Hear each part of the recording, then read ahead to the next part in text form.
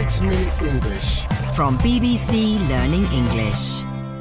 Hello, this is 6 Minute English from BBC Learning English. I'm Neil. And I'm Beth. In this programme, we'll be discussing the dinner table. But we're not interested in food.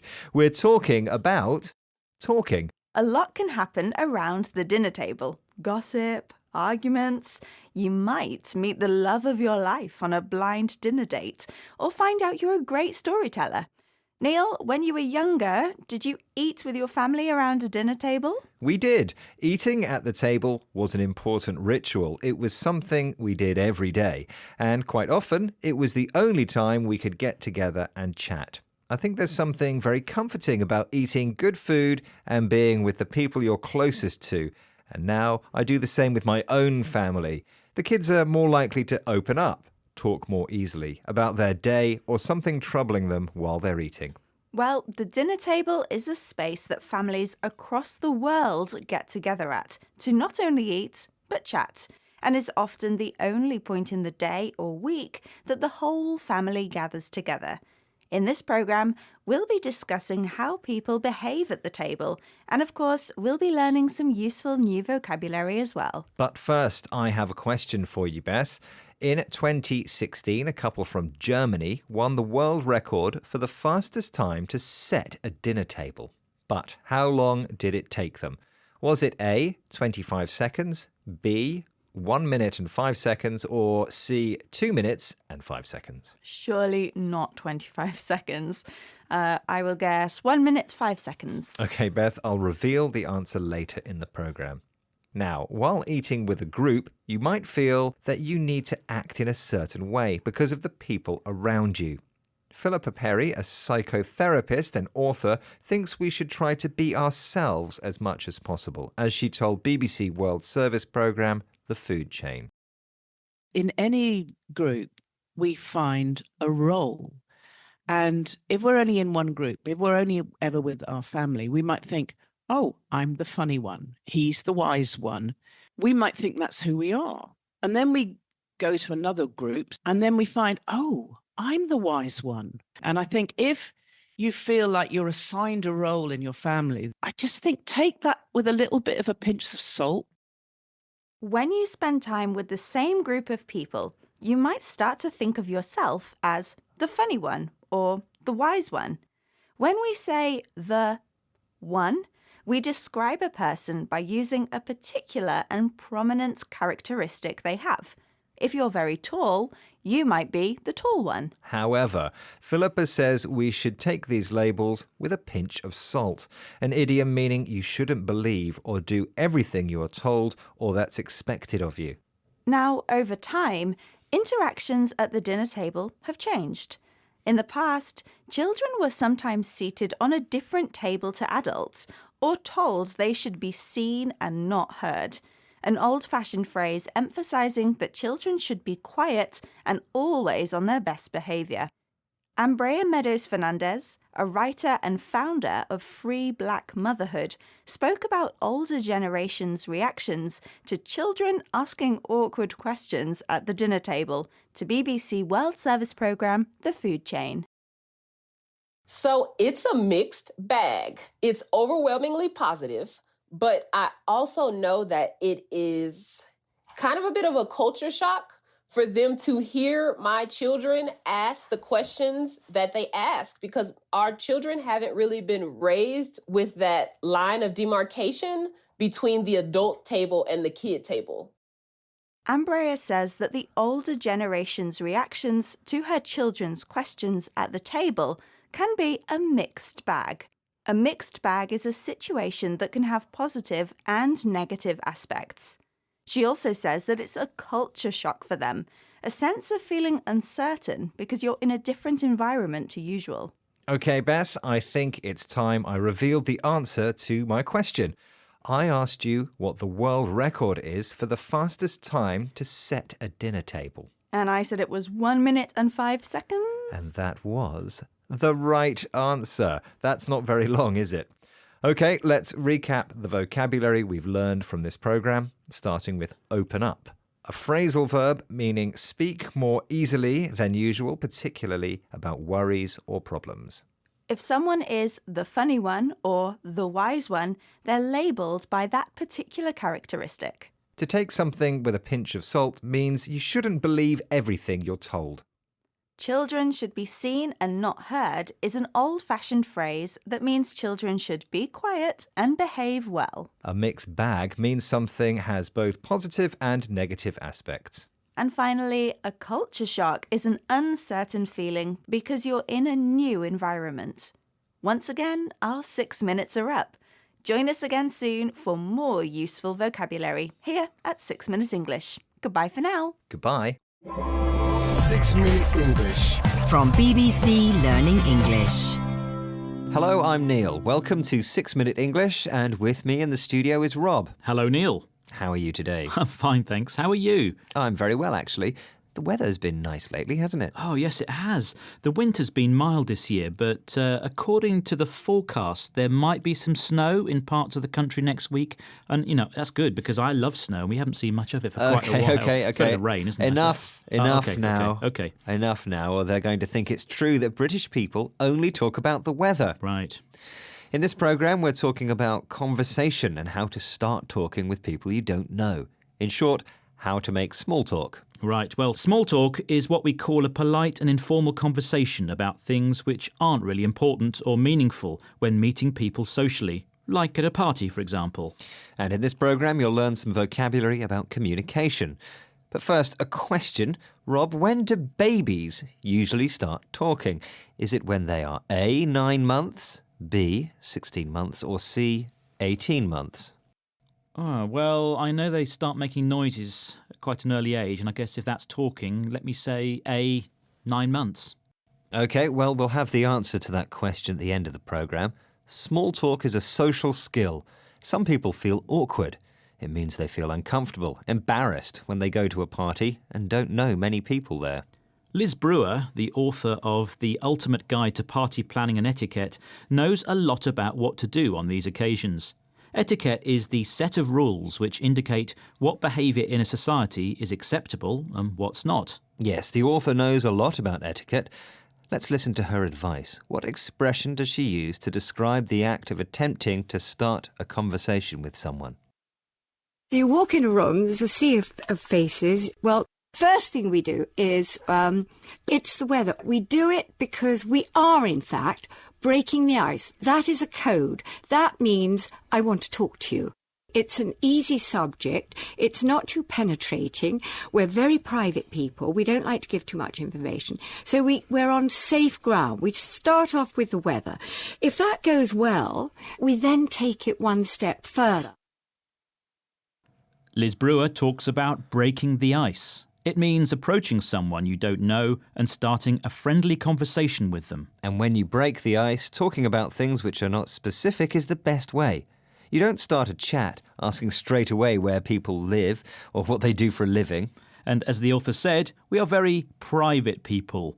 Private describes someone who doesn't like to give away their personal information, opinions, or share their feelings. So we need more time to open up to people we've just met. Good.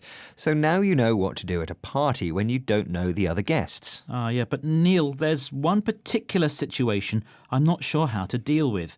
This is when I forget the name of the person I've been making small talk with. Ah, yes, I know what that's like. You might not feel comfortable about allowing the person to realise you didn't really catch their name. It might sound rude. Yes, that's right. I don't want to sound rude, which means ill-mannered or unpleasant. The person I've just managed to approach might think I don't care. Let's see what tip author on etiquette Liz Brewer has for us. Which words does she use instead of I have forgotten? You can say, just your name has just slipped my mind for the moment. And they say, Paul. Oh, no, I know you're Paul. It was the surname. Or they give you the surname and then you add the other. As I say, small talk is a code towards getting information and going further. Once you feel comfortable, then you can have these wonderful in-depth conversations. Those are the kind of things you want to probably do later. Liz Brewer says, your name has just slipped my mind. It's a gentler way of saying that they've just forgotten the person's name. And pretending that you knew the person's name, but you want the other name, is a clever trick. Yes, it might sound like you forgot the name, but not completely. And this author shows that you have to interact with people in a charming way.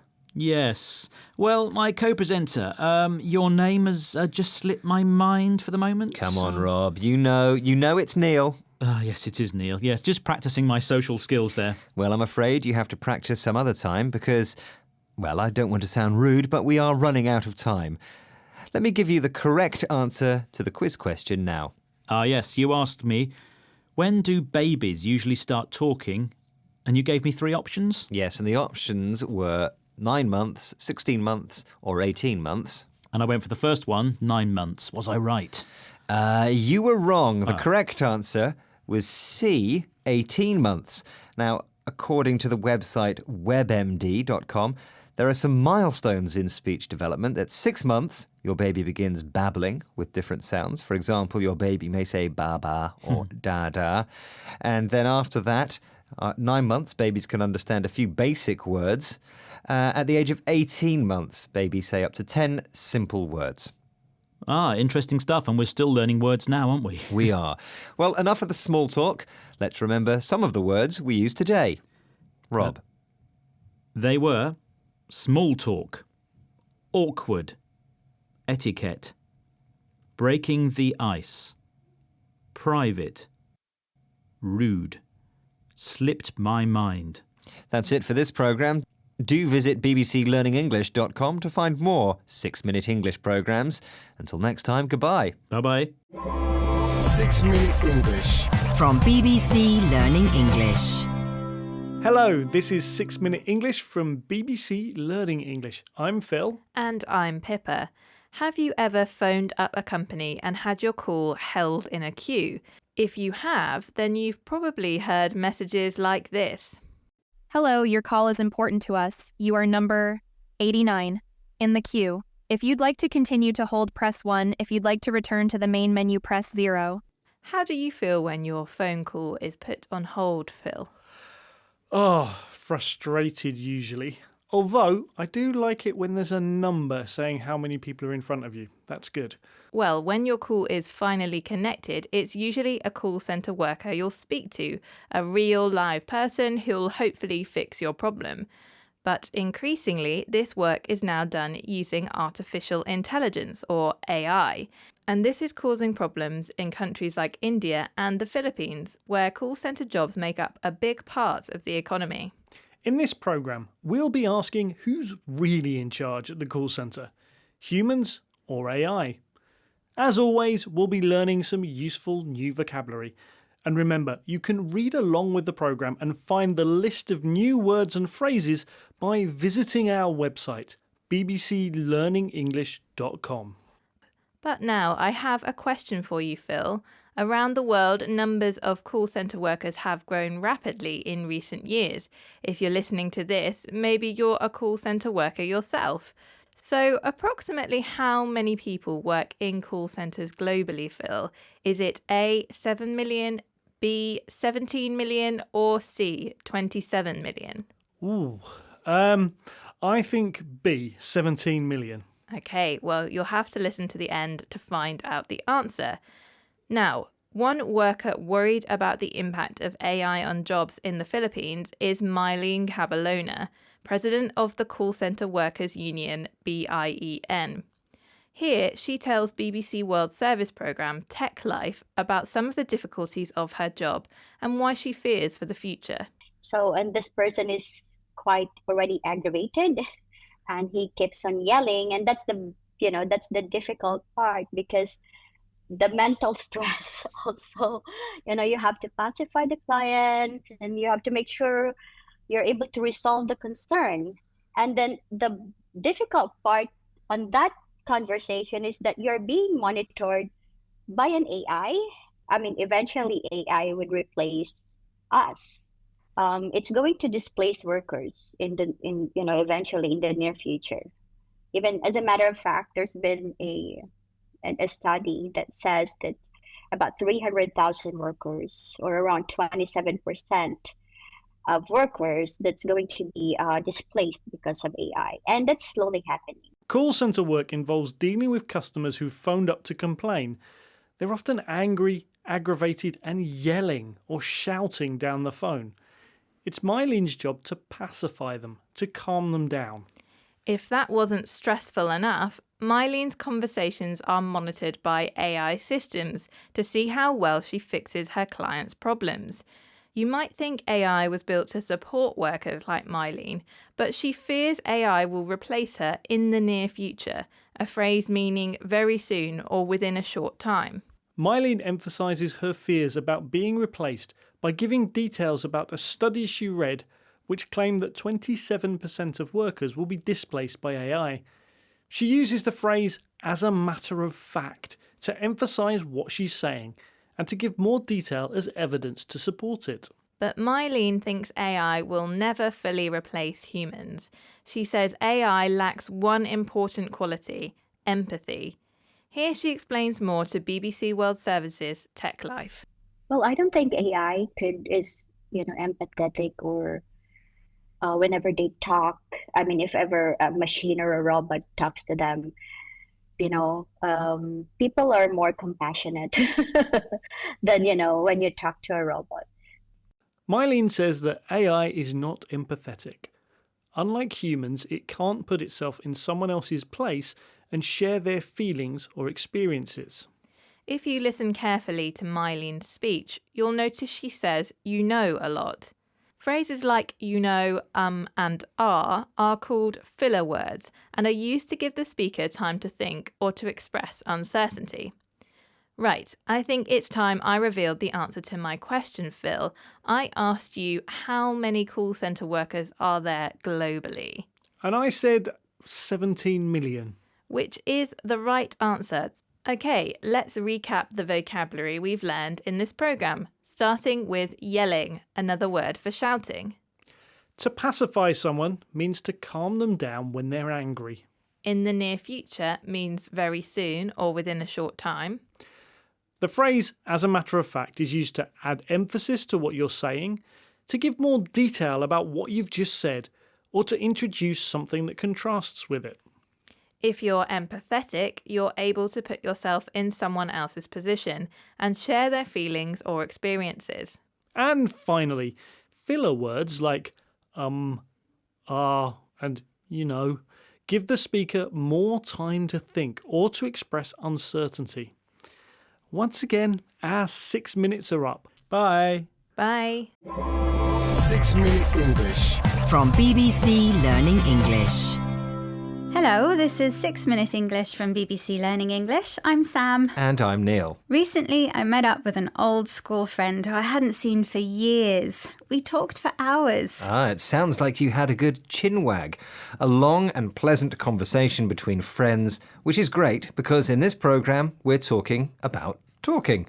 We'll be discussing conversations, the exchange of ideas, thoughts and feelings that happens when people talk to each other. And as usual, we'll be learning some new vocabulary as well. With the rise of Twitter and social media, which encourages us to give our opinion on a subject without always listening in return, some think the art of conversation is being lost.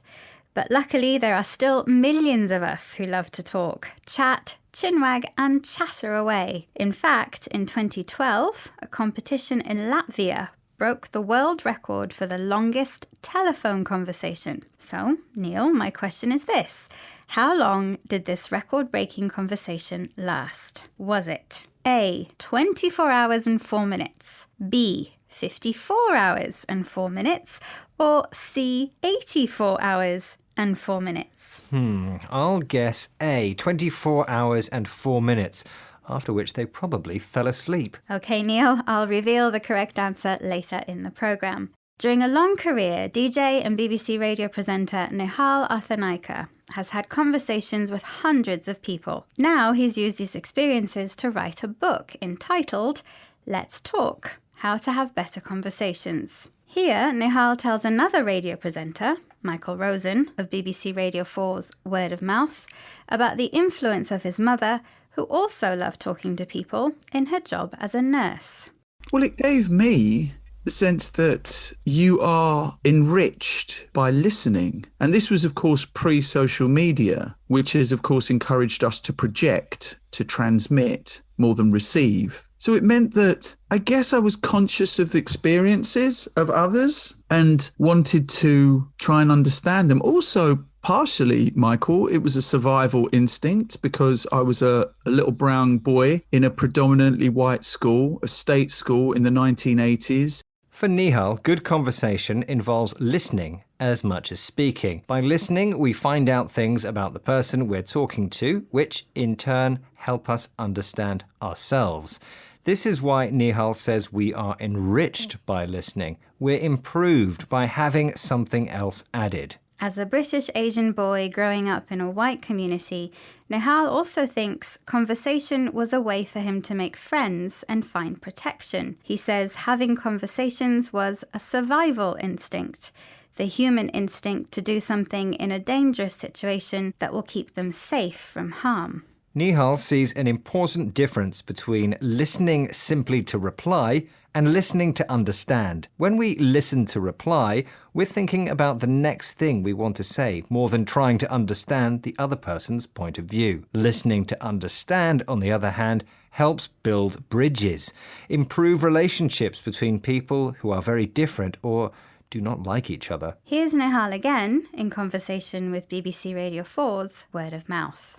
So conversation can build bridges, and it is proven through history that conversation has, and that conversation can be seen as an art form. And that's one of the things I want us to understand. It's not just tittle-tattle. It's not just shouting at each other on social media. It's not two politicians talking over each other. Good conversation brings people together, unlike tittle-tattle. Talk about other people's lives that is usually unkind, disapproving, or untrue. And good conversation involves taking turns, not talking over someone, trying to silence people by talking more loudly, forcefully, and persistently than them. Hopefully, Nihal's tips can help us all have better conversations, encounter new ideas, and make friends. So, Sam, did you do any of these things when you met up with your old school friend? I think so. We both listened to each other. There was no tittle-tattle, but a little bit of gossip.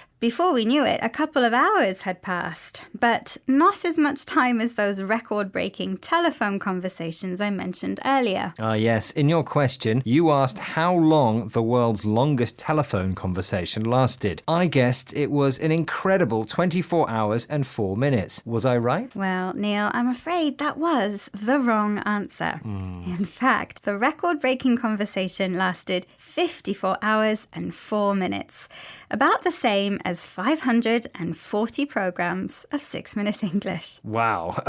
Okay, let's recap the vocabulary we've learned from this program on the art of good conversations, starting with chinwag, a long and pleasant conversation between friends. When something is enriched, it's improved by having something else added to it. The survival instinct is the basic instinct in humans and animals to do something in a dangerous situation that will keep them alive. If you build bridges, you improve relationships between people who are very different or do not like each other. Tittle-tattle is talk about other people's lives that is usually unkind, disapproving, or untrue. And finally, if you talk over someone, you silence or drown them out by talking more loudly than them. That's the end of our conversation, but remember to join us soon for more trending topics and useful vocabulary. Bye for now. Goodbye.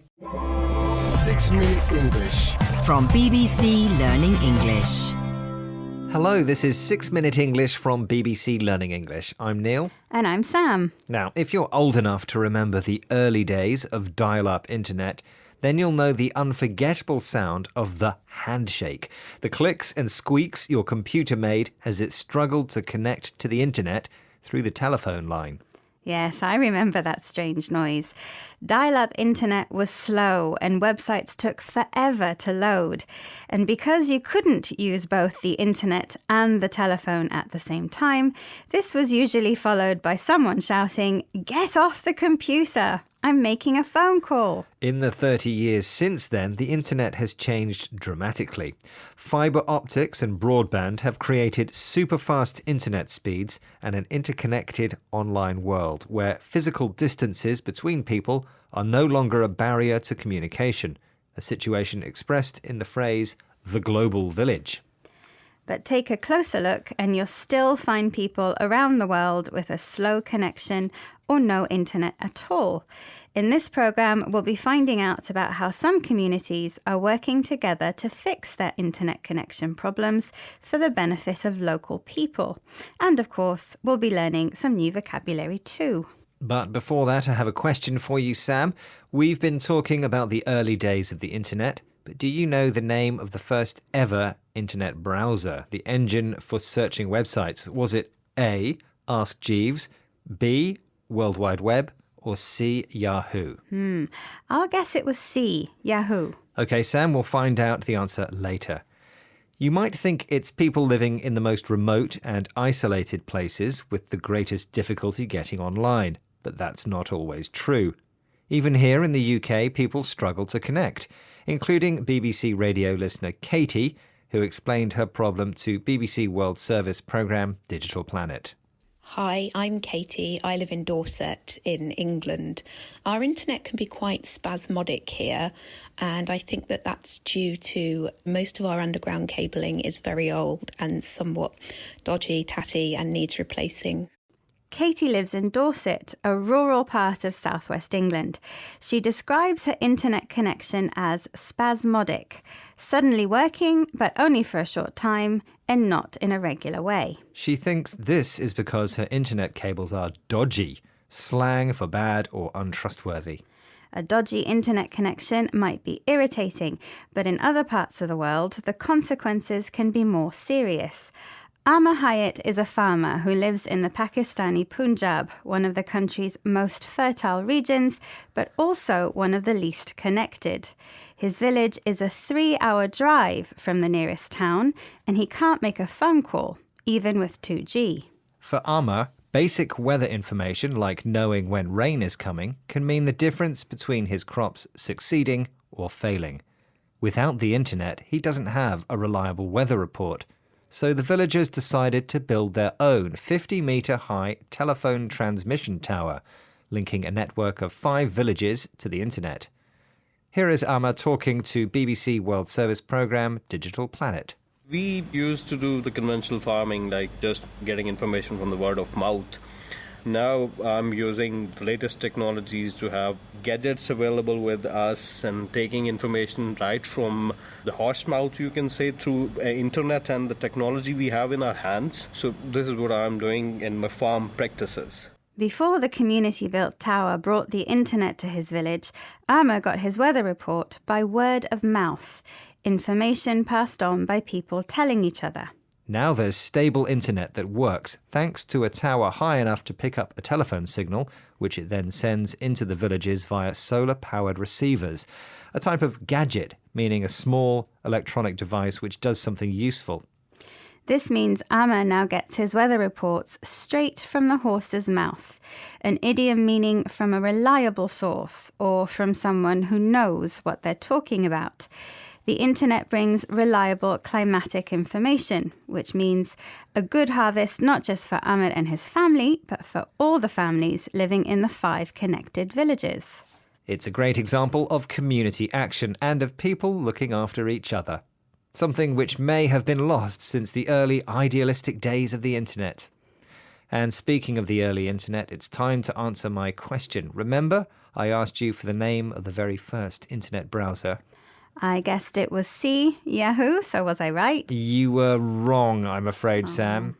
Way back before Google, the first internet browser was called the World Wide Web, invented by none other than cyber legend Sir Tim Berners-Lee, who I think would be pleased to hear about Amar's community internet. Yes. Right, let's recap the vocabulary we've learned about internet connections between people living at a physical distance in the modern world, something described as the global village. If your internet is spasmodic, it's irregular, stopping, then suddenly working for a short time. In other words, it's dodgy, a slang word meaning bad or unreliable. If you know something by word of mouth, it's been passed verbally from person to person, whereas if you hear it from the horse's mouth, it's come directly from a reliable source of information. And finally, a gadget is a small electronic device with a useful purpose. Once again, our 6 minutes are up. Bye for now. Bye. 6 Minute English. From BBC Learning English.